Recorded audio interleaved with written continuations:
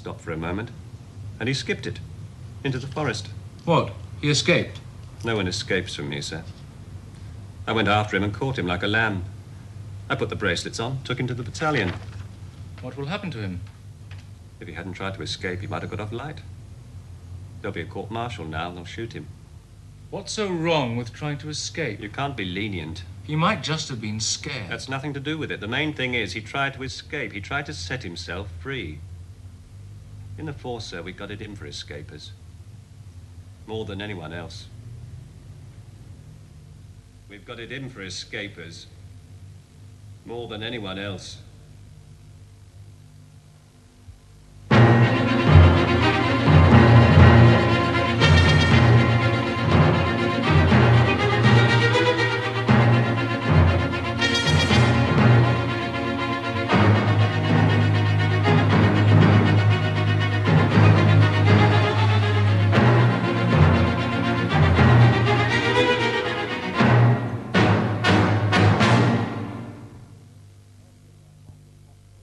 An article by Michael Cockrell, based on his report on the Markov case, will appear in the forthcoming edition of The Listener, published on Thursday.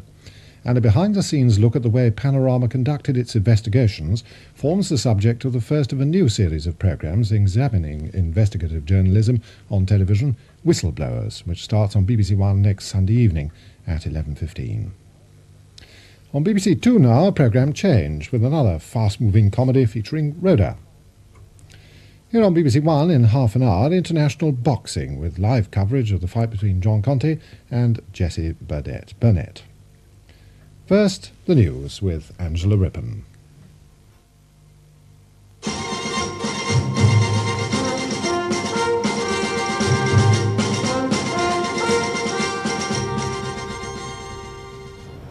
Leyland say about half their toolmakers have so far obeyed the unofficial strike call. The Post Office say the freeze on post and telephone charges is to continue. In Uganda, President Amin seems to be fighting back, and 4 journalists are reported killed. From Iran, a look at the Islamic Republic, whose courts have executed another 9 people today. In the heart of the City of London, the Common Crier strides out to proclaim the dissolution of Parliament.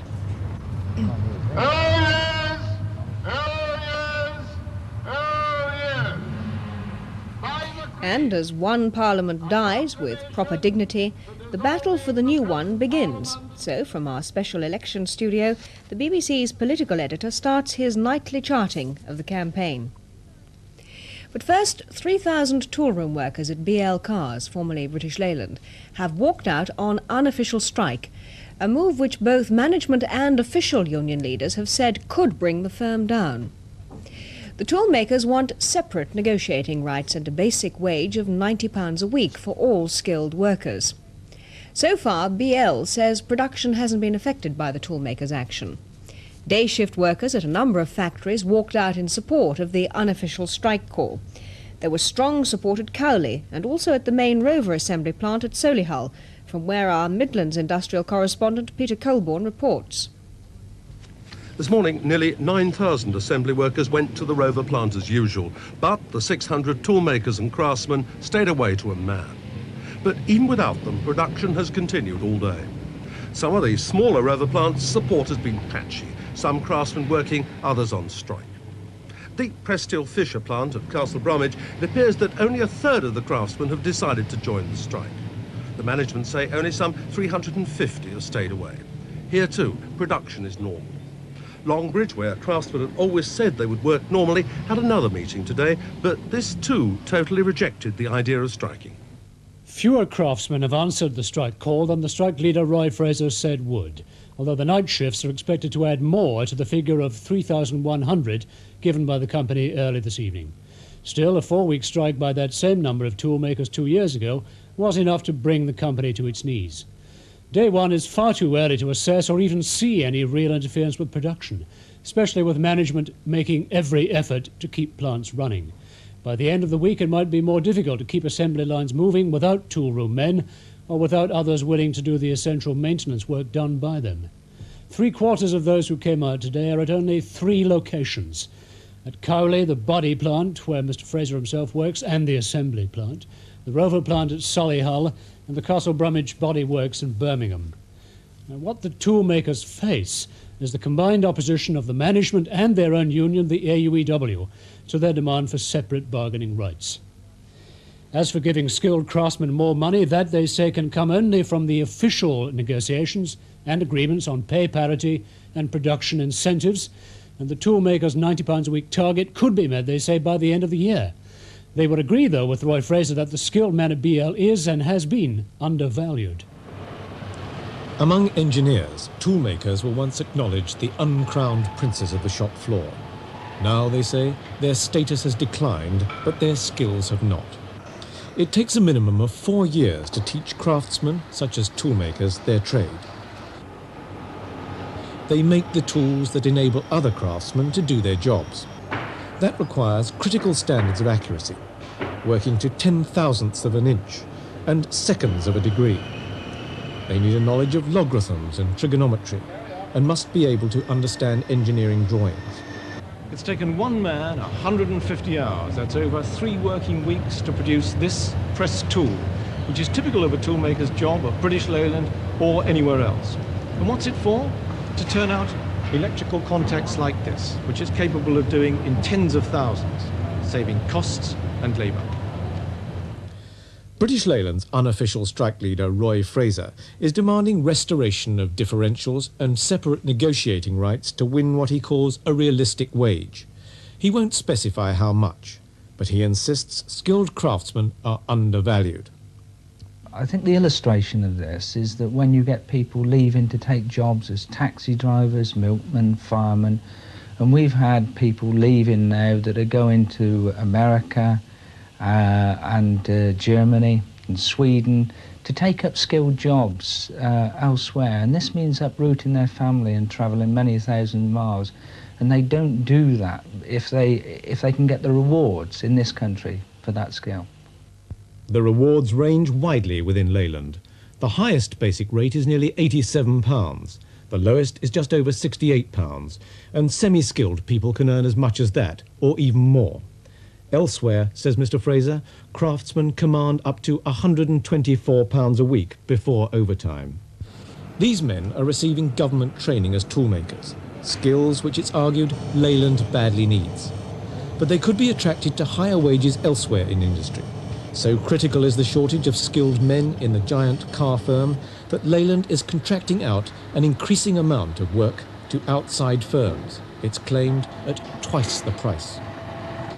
In a situation where neither the company nor the unions can make concessions towards Mr. Fraser's unofficial organisation, one just can't see him winning. But the strike, unless ended quickly, could set back BL's recovery programme and the very rationalisation of the pay structure about which Mr. Fraser complains. Incidentally, tonight's figures from the Society of Motor Manufacturers and Traders show that imported cars have taken more than 55% of the market last month, the highest level so far. Ford stays out in front as market leader, way ahead of BL in second place, but Ford is a heavy importer of European-made cars. Of cars actually made in Britain, BL was ahead of Ford. And now to the day's 2 main foreign stories, Uganda and Iran. And tonight it seems fairly certain that 4 Western newsmen trying to enter Uganda by boat across Lake Victoria have been killed. Nothing had been heard since the men, 2 Swedish and 2 West German, set out late last week. But a Ugandan statement today said 4 foreigners, referred to as mercenaries, had been shot. In the war, meanwhile, there are unconfirmed reports of a big attack by troops loyal to President Amin south of Kampala. It's said they're trying to recapture Entebbe, which fell to Tanzanian and rebel Ugandan forces last week. The unknown factor in the struggle for Kampala is just how many Ugandan troops and police have stayed loyal to Idi Amin. The reported counter-attack to retake Entebbe airport 20 miles from the capital is a last desperate throw. The offensive might win Field Marshal Amin a few extra days in office, but no more than that. The fact is that he has been written off as a lost cause by his Libyan allies, who've now withdrawn. His forces have hardly any fuel, and his latest appeal to people in Kampala to return to their shops and offices has been largely ignored. Meanwhile, the Tanzanian invasion force has Kampala encircled, but seems in no hurry to make the final move. This is Brian Barron in East Africa. In Iran, 9 more people have been executed after brief, secret trials by revolutionary courts. It brings to 74 the number of people executed since the revolution. The Shah's former Air Force chief, Amir Hossein Rabi, was best known of the 9 generals, ministers and secret police shot today. The continuing executions raise again questions of who wields power in the country after the Shah. Our reporter Simon Dring has been looking at the emerging Islamic State and the forces within it.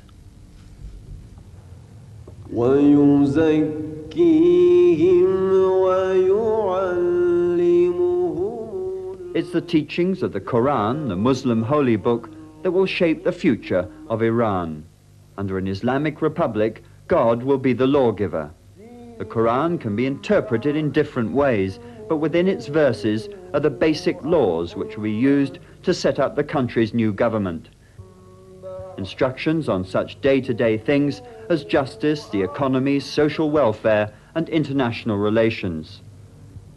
The mosque will certainly be calling the tune, but if Ayatollah Khomeini is to be believed, the country does not face the semi-feudal religious dictatorship that so many people fear. The political power of the mosque in Iran has always been felt, but since the revolution, it's become the dominant voice in the land. Within the concept of an Islamic republic, it will in fact be the controlling influence. The mullahs or priests will not stand for office, but they don't have to. They will be as active behind the scenes as they were when they engineered the downfall of the Shah. And for the moment at least, the majority of Iranians appear to be with them. But if the spirit of this revolution is threatened, the religious leaders have made it quite clear that they will not hesitate to be as authoritarian as is necessary. The Mujahideen, the armed guard of Islam, are a force unto themselves and will continue to be so under the Republic. The success of this revolution really depends on how the Islamic Republic handles the political forces of the left and the comparatively large body of middle-class people who are still unsure as to what it means. We voted for it, they say, because we wanted to give it a chance. They paid for it too. Nearly 20,000 people died in the name of Islam, and there are few who will deny that they're glad to see the end of the Shah. But perhaps there is more yet to pay.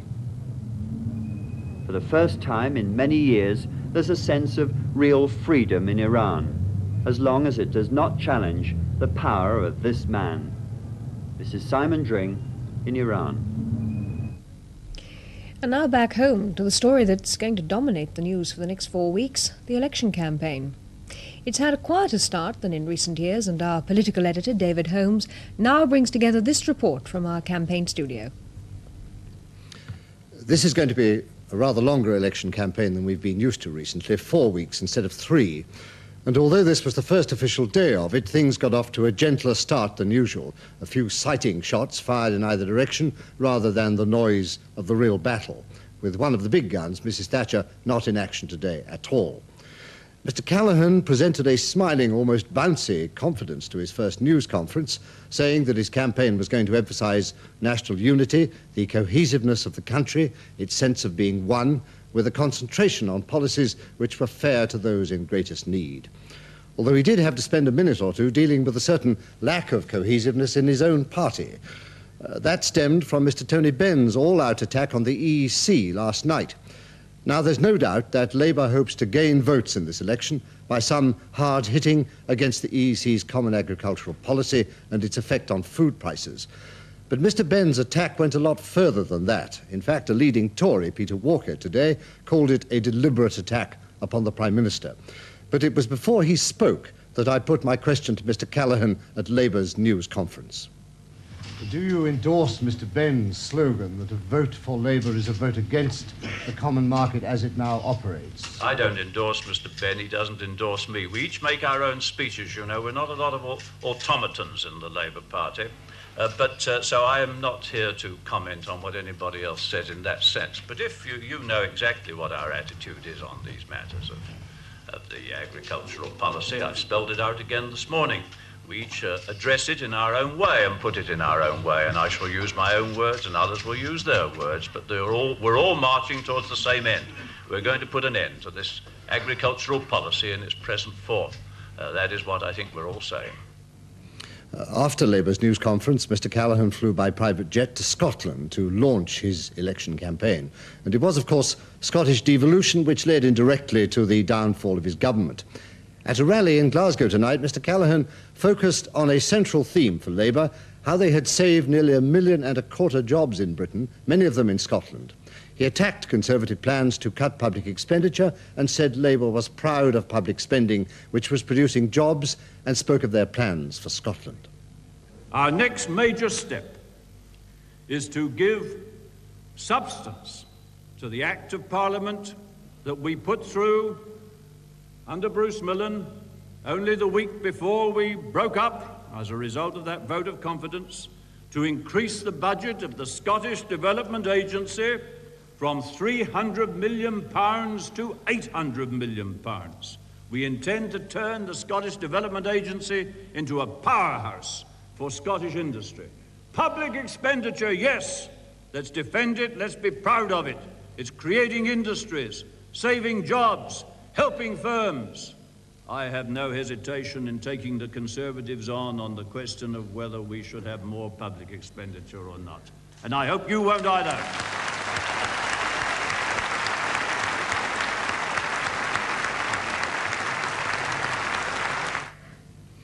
Then, in that speech, Mr Callaghan moved on to devolution. After all, he said this was the devolution election.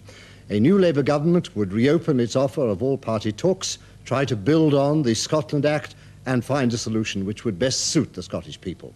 Our Scottish correspondent, Michael Burke, reports on devolution as an election issue. A month is a long time in politics.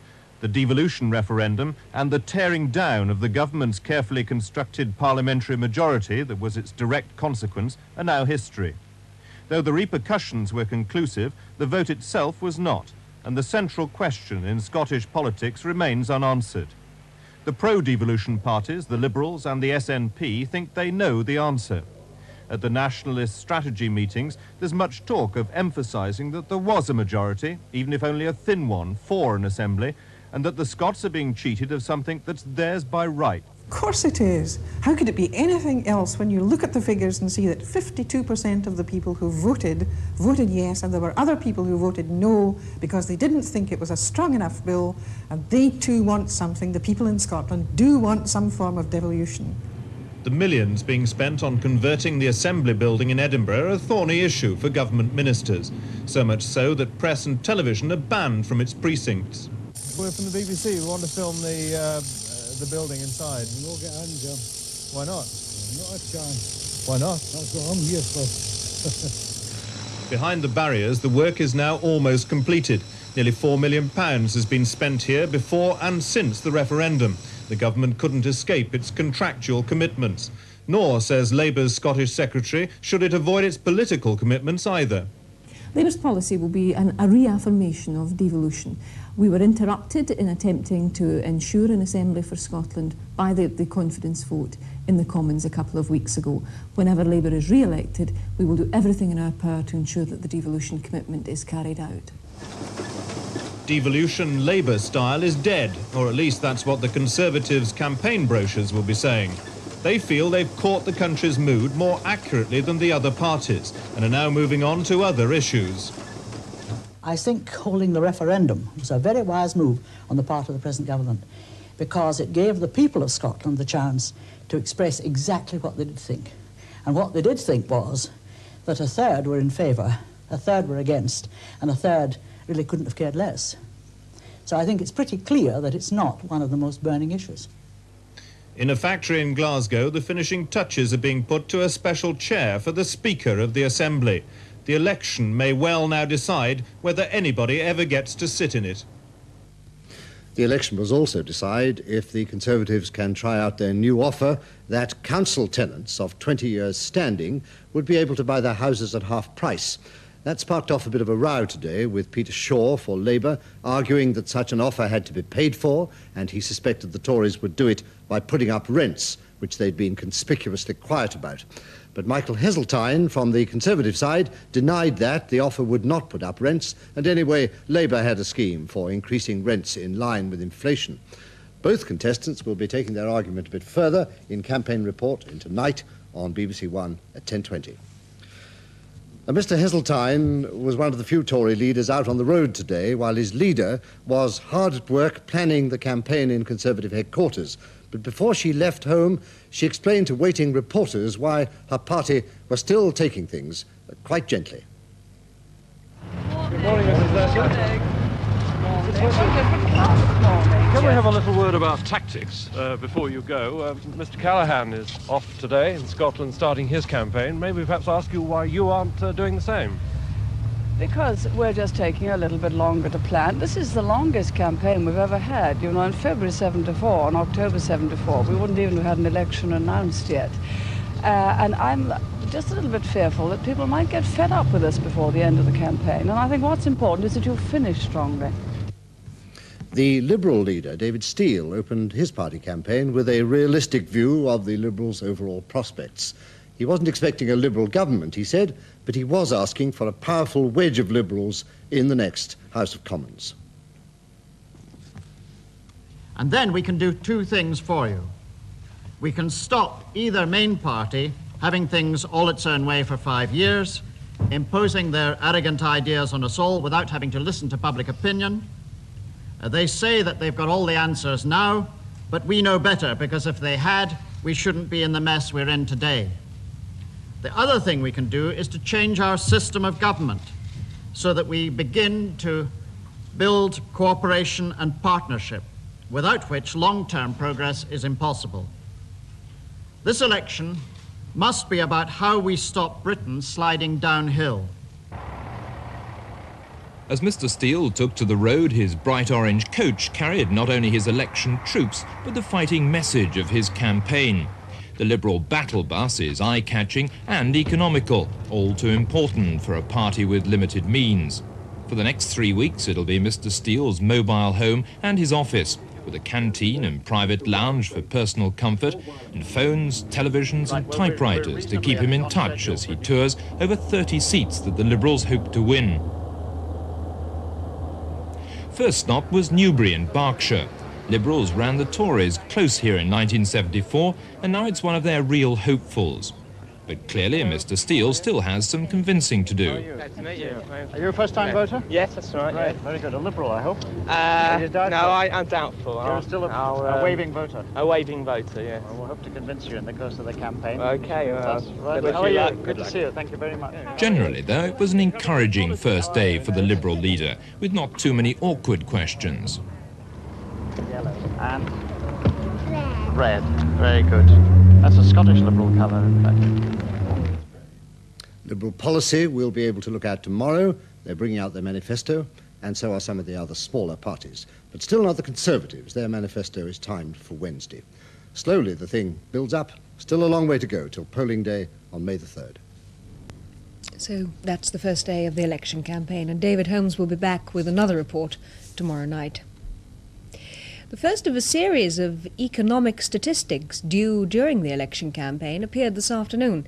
The Wholesale Price Index, one of the main early warning indicators for inflation, showed no change in March. The annual rise in prices leaving the factory stayed at 8.5%, the same as in February. And the Post Office have announced they're freezing their prices once again. Telephone charges, which haven't risen for over 4 years, will remain unchanged until the end of the year. Postal charges too are being pegged for 3 months and will then be reviewed. Post Office Chairman Sir William Barlow says when a rise is considered, pay settlements will have to be taken into account.